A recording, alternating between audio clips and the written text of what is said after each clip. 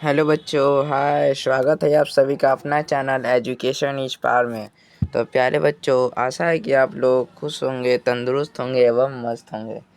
तो प्यारे बच्चों, मुझे आशा है कि आप लोग प्रीवियस वीडियो को देखे ज़रूर होंगे, क्योंकि वो सारी वीडियो आप ही के कहने पर मैंने उसी टॉपिक पे बनाया था, जो कि बहुत ही मज़ेदार और शानदार वीडियोज़ थी। और प्यारे बच्चों, आज हम लोग पढ़ने वाले हैं जेंडर के बारे में। ठीक है प्यारे बच्चों, और ये वीडियो सिर्फ क्लास 12th के बच्चों के लिए मैं बना रहा हूँ।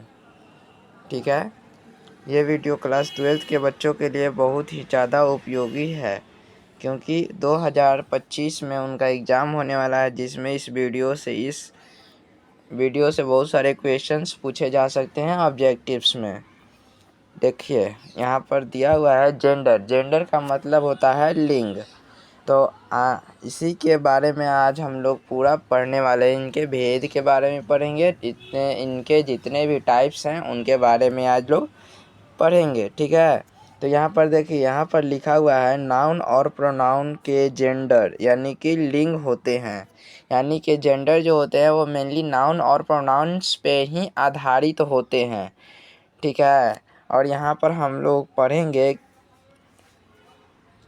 नाउन और प्रोनाउन के जेंडर पर जितने भी आधारित क्वेश्चंस होते हैं उनके बारे में भी जानेंगे। ठीक है, यहाँ पर देखिए, यहाँ पर लिखा हुआ है जेंडर ऑफ द नाउन, यानी कि नाउन के अनुसार जेंडर जो होते हैं वो कितने प्रकार के होते हैं। तो यहाँ पर देखिए, इंग्लिश में जेंडर 4 प्रकार के होते हैं। कितने प्रकार के होते हैं? तो इंग्लिश में जेंडर जो होते हैं वो 4 प्रकार के होते हैं। पहला जो है वो मैस्कुलिन जेंडर, जिसको पुल्लिंग बोलते हैं। फेमिनिन जेंडर, जिसको स्त्रीलिंग बोलते हैं। कॉमन जेंडर, जिसका मतलब उभयलिंग होता है। और न्यूटर जेंडर का मतलब नपुंसकलिंग होता है। तो प्यारे बच्चों, आप लोग जानते ही होंगे, कभी भी आप लोग फॉर्म वगैरह भरते हैं तो वहाँ पर लिखा हुआ होता है जेंडर। जेंडर आप मतलब जेंडर क्या भरना है आप लोगों को, ये लिखा रहता है। आप मेल है तो मेल भरते हैं और फीमेल है तो फीमेल भरते हैं। तो मैस्कुलिन जेंडर को ही मेल कहा जाता है शॉर्ट में, और फेमिनिन जेंडर को फीमेल कहा जाता है। मेल का मतलब पुल्लिंग होता है और फीमेल का मतलब यहाँ पे स्त्रीलिंग होता है प्यारे बच्चों। ठीक है, अब यहाँ पर हम लोग इसके सभी टाइप्स के डेफिनेशंस के बारे में जानेंगे और इसके एग्जांपल्स को भी जानेंगे। ठीक है, यहाँ पर देखिए, सबसे पहला नंबर में मैंने बताया था मैस्कुलिन जेंडर को। यहाँ पर मैस्कुलिन जेंडर होता क्या है, इसके बारे में हम लोगों को जानना है, और मैस्कुलिन जेंडर का डेफिनेशंस के बारे में हम लोगों को जानना है। तो यहाँ पर देखिए, मैस्कुलिन जेंडर से किस जाति का बोध होता है? तो नर जाति का बोध होता है। ये जो नर जाति है, जिसको हम बोलते हैं पुल्लिंग का बोध होता है। मैस्कुलिन जेंडर बोले तो पुल्लिंग जाति का बोध होता है, पुरुष जाति का बोध होता है, या फिर नर जाति का बोध होता है।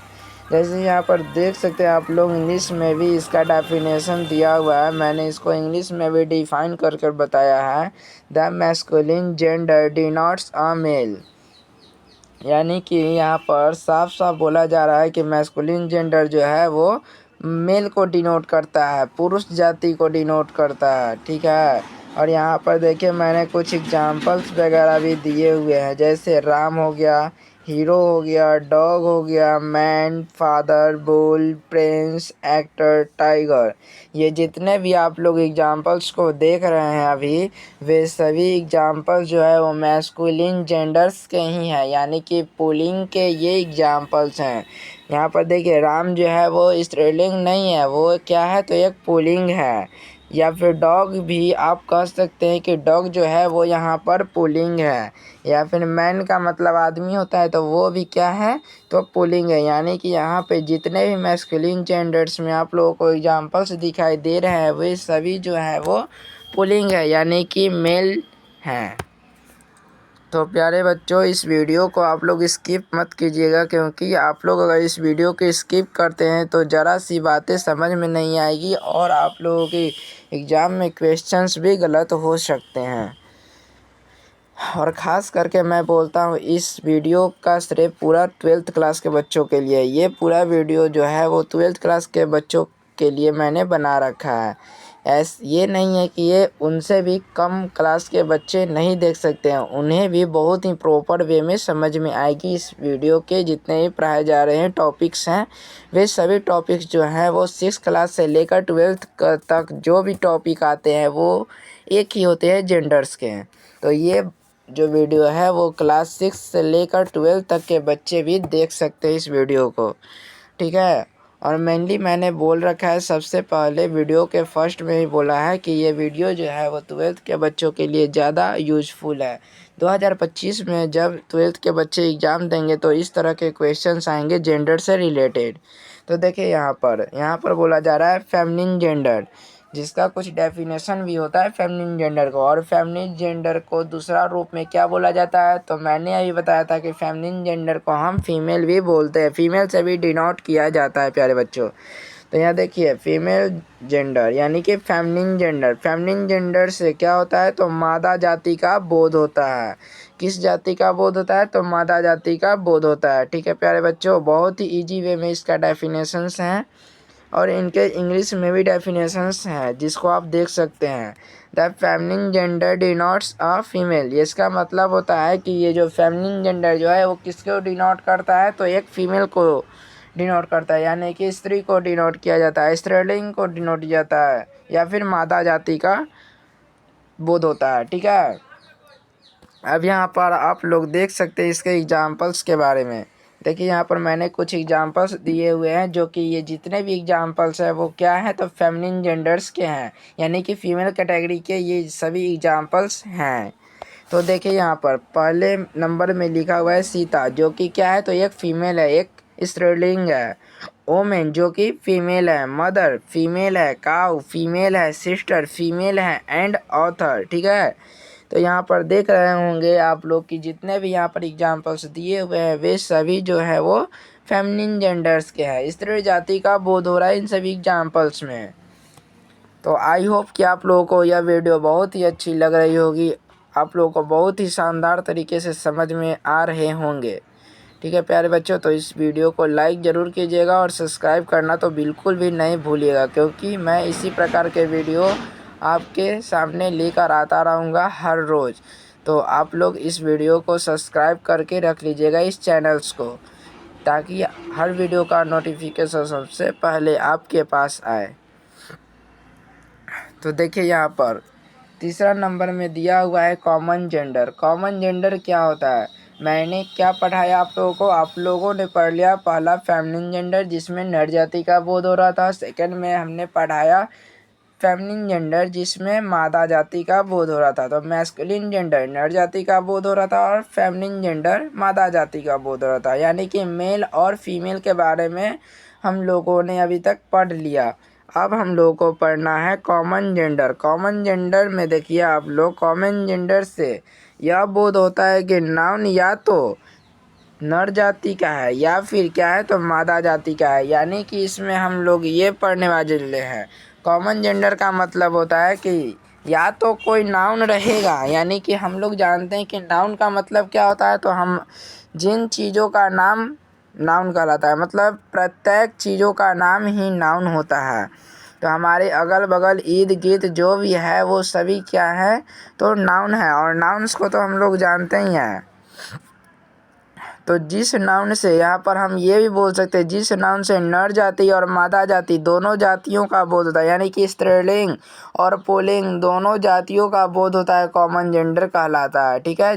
या फिर हम ये भी बोल सकते हैं कि जिस जेंडर में या फिर जिस नाउन से स्त्री जाति या पुरुष जाति का बोध होता है, यानी कि नर जाति एवं मादा जाति का बोध होता है, तो उसको क्या बोलते हैं, तो कॉमन जेंडर बोलते हैं। और यहाँ पर आप लोग देख रहे होंगे कि इंग्लिश में भी इनका भी डेफिनेशन दिए हुए हैं। जैसे देखिए यहाँ पर, the common gender denotes that the noun is either a male or a female. थोड़ी सी पहले वाले डेफिनेशन से थोड़ी सी इसमें हार्ड है, ठीक है प्यारे बच्चों, लेकिन ये कोई हार्ड नहीं है, बहुत ही इजी डेफिनेशंस हैं आप लोगों के लिए, और 12th के बच्चों के लिए तो बहुत ही इजी डेफिनेशंस हैं। मैंने इसमें आप लोगों को बताया कि इसमें वैसे नाउन्स को कलेक्ट करने हैं जिसमें नर जाति का भी बोध हो रहा हो और मादा जाति का भी बोध हो रहा हो। जैसे आप लोग एग्जाम्पल्स से इसको समझ सकते हैं। जैसे यहाँ पर हम लोग टीचर बोलते हैं तो टीचर कहने से क्या होता है, शिक्षक का भी बोध होता है और शिक्षिका का भी बोध होता है। यानी कि टीचर जब हम बोलते हैं तो हमें ये पहले पता नहीं होता है कि वो टीचर या तो स्त्रीलिंग है या फिर पुल्लिंग है, नर है या फिर मादा है, हमें ये पता नहीं होता है। ठीक है, तो हम लोग टीचर बोलते हैं तो क्या होता है, वो कॉमन जेंडर में होता है। यानी कि टीचर कहने से किन किन चीज़ों का बोध होता है, तो यहाँ पर मेनली दो शब्दों का में बोध हो रहा है। जैसे पहला शिक्षक का भी बोध हो रहा है और दूसरा शिक्षिका का भी बोध हो रहा है। तो हम लोग शिक्षक और शिक्षिका, हमें पता ना हो कि यहाँ पर शिक्षक है या फिर शिक्षिका है, तो हम लोग क्या बोल सकते हैं, इजी वे में हम लोग बोलेंगे कि यहाँ पर टीचर्स हो सकते हैं। जैसे यहाँ पर आप लोग दूसरे नंबर में देख सकते हैं, यहाँ पर देखिए फ्रेंड। तो फ्रेंड कहने से हमें ये पता चलता है कि यहाँ पर लड़का भी हो सकता है और लड़की भी हो सकती है। ठीक है, तो यहाँ पर हमें ये पता नहीं है कि दोस्त कौन है, लड़का है या फिर लड़की है, तो हम लोग सीधा बोलते हैं, सबसे इजी वे में क्या बोलते हैं, तो फ्रेंड बोलते हैं। जैसे यहाँ पर दिया हुआ है कि टीचर और फ्रेंड से कॉमन जेंडर का बोध होता है। मैंने अभी अभी बताया कि हम लोग वैसे नाउन्स को कलेक्ट करेंगे जिसमें हमें पता ना हो कि वो स्त्रीलिंग है या फिर पुल्लिंग है। ठीक है, तो वो क्या होंगे, तो वो कॉमन जेंडर या होंगे। जैसे मैंने यहाँ पर बताया कि हमें तो ये पता नहीं था कि वो शिक्षक है या फिर शिक्षिका है, तो इस कारण बच्चे क्या बोलते हैं, टीचर्स बोलते हैं। जब उन्हें पता नहीं रहता है कि वो शिक्षक है या शिक्षिका है और वो पहली बार जाते हैं वहाँ पे क्लास करने, तो उन्हें पता नहीं होता, तो वो क्या बोलते हैं कि हम टीचर्स के पास जा रहे हैं क्लास करने। जैसे यहाँ पर देखिए हम लोग आगे बढ़ते हैं, यहाँ पर कुछ अदर एग्जाम्पल्स भी दिए हुए हैं जिनको हम लोग बहुत ही ईजी वे में समझने वाले हैं। जैसे देखिए यहाँ पर अदर एग्जाम्पल्स, जैसे चाइल्ड, डॉक्टर, थिप। यानी कि चाइल्ड करने से बच्चा का भी बोध होता है और बच्ची का भी बोध होता है। डॉक्टर जो होता है वो स्त्री भी होती है और स्त्रीलिंग भी होती है और पुरुष भी होता है। चोर यानी कि थिप, थिप मतलब चोर भी हो सकता है या फिर चोरने भी। पेरेंट्स यानी माता और पिता। कजिन यानी चचेरा, फुफेरा या ममेरा भाई या बहन। पर्सन का मतलब होता है औरत या मर्द। स्टूडेंट का मतलब क्या होता है, तो छात्र एवं छात्रा। इन्फेंट का मतलब होता है शिशु या मादा। ठीक है प्यारे बच्चों, यहाँ पर आप लोग आगे भी देख सकते हैं। यहाँ पर देखिए, यहाँ पर लिखा हुआ है, क्या लिखा हुआ है, रिलेटिव। रिलेटिव का मतलब क्या होता है, संबंधी। और संबंधी में क्या हो सकते हैं, स्त्रीलिंग भी हो सकते हैं और पुल्लिंग भी हो सकते हैं। यानी कि स्त्री भी हो सकते हैं और पुरुष भी हो सकते हैं, हमारे संबंधी, हमारे रिलेटिव्स। बुक सेलर यानी कि पुस्तक विक्रेता भी क्या हो सकता है, या तो पुल्लिंग होगा या फिर स्त्रीलिंग होगा। बेबी यानी बच्चा या बच्ची। सर्वेंट यानी कि नौकर भी हो सकता है और नौकरानी भी हो सकती है। राइटर यानी कि लेखक और लेखिका, दोनों का बोध हो रहा है इसमें। जैसे यहाँ पर बोल दे तो सिंगर यानी कि गायक और गायिका। क्लर्क का मतलब होता है किरानी, जो कि क्या होता है, नर भी हो सकता है और मादा भी हो सकता है।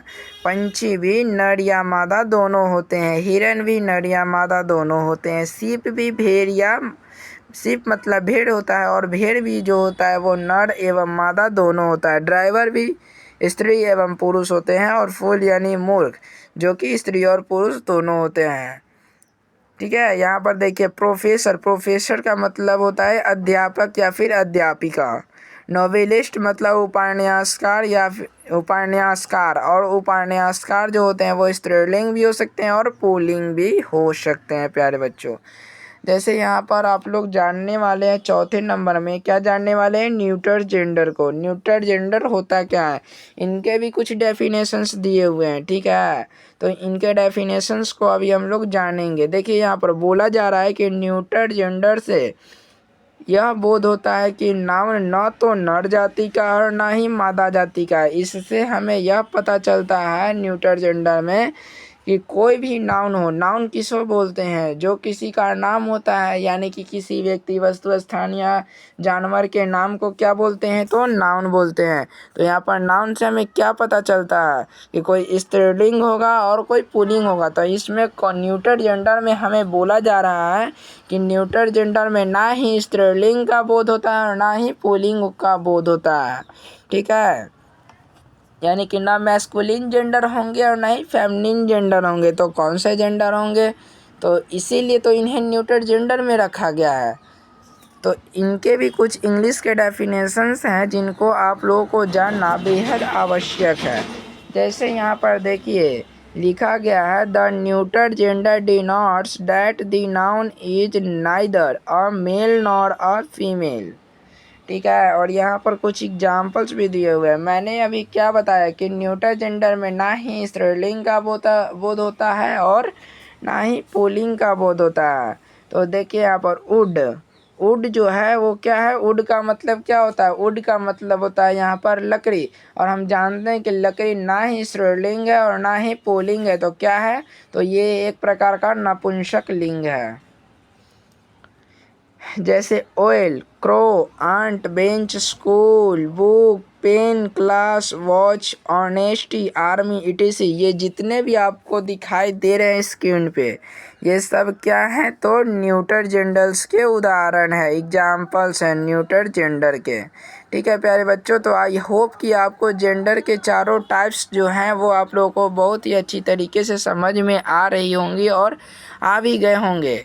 अब हम लोग आगे बढ़ते हैं। आगे हम लोगों को देखिए क्या पढ़ना है, कुछ नोट्स पॉइंट दिए हुए हैं जिनको आप लोग जानेंगे। अभी देखिए नोट्स पॉइंट में आप लोगों को कहा जा रहा है कि निर्जीव पदार्थों, कीड़ों मकोड़ों और छोटे छोटे जानवरों को इसी श्रेणी में रखा जाता है। किस श्रेणी में रखा जाता है, तो जेंडर्स की श्रेणी में रखा जाता है। और कलेक्टिव नाउन, मटेरियल नाउन और एब्स्ट्रैक्ट नाउन को भी इसी श्रेणी में रखा जाता है। तो किस श्रेणी में रखा जाता है, ये तो मैंने बताया कि ये जो होते हैं वो जेंडर्स की श्रेणी में होते हैं। अब इस जेंडर्स में कौन से टाइप वाले जेंडर्स की श्रेणी में होते हैं, ये देखिए मैं बता रहा हूँ। ये सभी जो होते हैं, एब्स्ट्रैक्ट नाउन जो हो गया, कलेक्टिव नाउन हो गया और मटेरियल नाउन हो गया, ये सब जो होते हैं वो जेंडर की श्रेणी में होते हैं। और जेंडर में भी ये लोग क्या होते हैं, तो कॉमन जेंडर की श्रेणी में होते हैं। प्यारे बच्चों, आशा है कि आप लोगों को यह समझ में आ रहे होंगे। सभी टॉपिक्स को आप लोग बहुत ही अच्छी तरीके से कंसंट्रेट होकर समझ रहे होंगे। नोट पॉइंट नंबर आप लोग 2 देखिए, यहाँ पर लिखा हुआ है कि हिंदी और अंग्रेजी में जेंडर के भेद तथा व्याख्या में अंतर हैं। हिंदी भाषा में 2 ही लिंग हैं, स्त्रीलिंग और पुल्लिंग। यानी कि यहाँ पर नोट पॉइंट में आपको बताया जा रहा है, नोट पॉइंट नंबर 2 में, कि हिंदी और अंग्रेजी में जो जेंडर होते हैं, जेंडर का मतलब लिंग होता है, जो कि चेंज होते हैं, कुछ ना कुछ परिवर्तन होते हैं। और इन परिवर्तन के बारे में आगे बताया गया है कि हिंदी भाषा में जो होते हैं वो इनका परिवर्तन में इस प्रकार चेंज होता है कि अंग्रेजी में जेंडर 4 प्रकार के होते हैं और हिंदी में जो जेंडर होते हैं वो 2 प्रकार के ही होते हैं, जो कि आप लोग यहाँ पर देख रहे होंगे। पहला स्त्रीलिंग होता है, तो दूसरा क्या होता है, पुल्लिंग होता है। यानी कि यहाँ पर बताया जा रहा है कि अंग्रेजी और हिंदी को एक दूसरे से कंपेयर नहीं करनी चाहिए, क्योंकि अंग्रेजी में अगर क्वेश्चन आता है तो उसको अंग्रेजी के टॉपिक्स के अनुसार, अगर आपको अंग्रेजी में जिस प्रकार के टॉपिक्स को पढ़ाए गए हैं, जिस प्रकार से पढ़ाए गए हैं, उसी प्रकार से आपको क्वेश्चन को हैंडल करना पड़ेगा। और हिंदी में अगर आता है तो हिंदी में मुख्यतः जेंडर जो होते हैं वो 2 प्रकार के ही होते हैं, और इन्हीं 2 प्रकारों में से आप लोगों को क्वेश्चन को हैंडल करना पड़ेगा, इन्हीं 2 प्रकार से। तो देखिए यहाँ पर आगे बोल रहा है, हिंदी भाषा में निर्जीव पदार्थ या तो पुल्लिंग है या स्त्रीलिंग, वही अंग्रेजी में न्यूटर जेंडर में रखा गया है।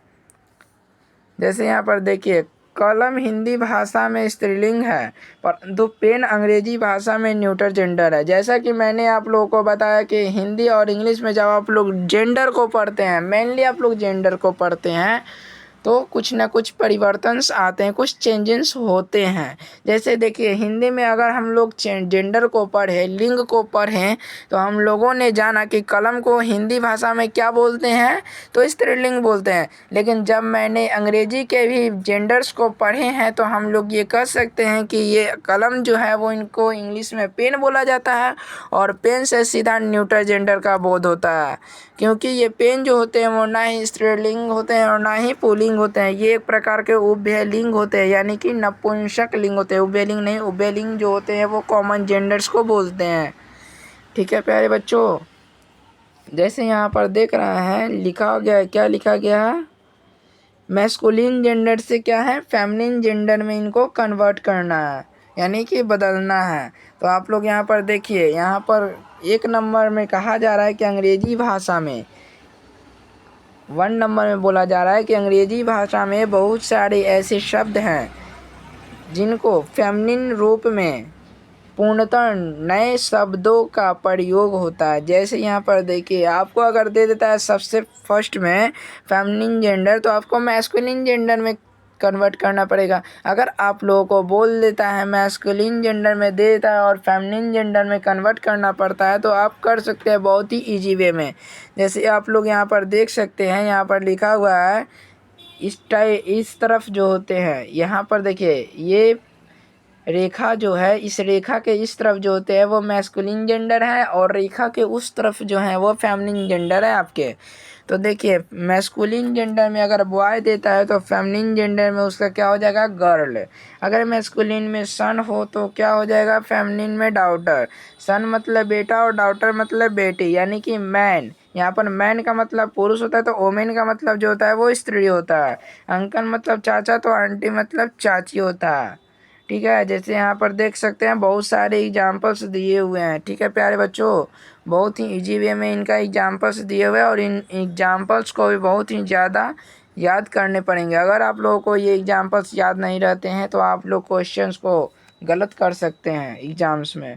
तो आप लोगों को एग्जाम्पल्स भी याद करने पड़ेंगे। डेफिनेशंस को तो खैर ये बहुत ही ज़्यादा इजी है, लेकिन डेफिनेशंस के से ज़्यादा आप लोगों को एग्जाम्पल्स याद करने पड़ेंगे, क्योंकि एग्जाम्पल्स से ही आप लोगों के क्वेश्चंस पूछे जाते हैं।